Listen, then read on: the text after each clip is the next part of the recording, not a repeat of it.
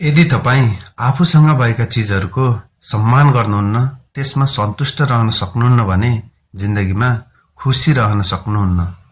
तपाईको सबैभन्दा ठुलो दुश्मनले पनि तपाईलाई त्यति धेरै नोक्सान पुर्याउन सक्दैन जति नोक्सान तपाईको अनियन्त्रित विचारले पुर्याउँदछ।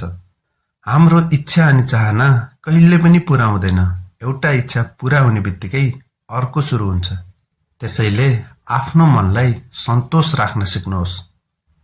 हामीलाई आफ्नो गल्तीको सजाय तुरुन्त मिल्ला या नमिल्ला, तर समयको साथसाथै कुनै न कुनै दिन अवश्य मिल्दछ।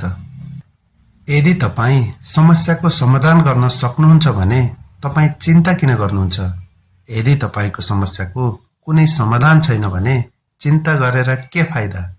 यदि तपाईँ आफ्नो जीवनमा आएको हरेक समस्या र कठिनाइको दोष अरूलाई दिनुहुन्छ, यो कुरालाई जति मान्नुहुन्छ तबसम्म तपाईँको जीवनबाट दुःख अनि कठिनाइ हटेर जाँदैन।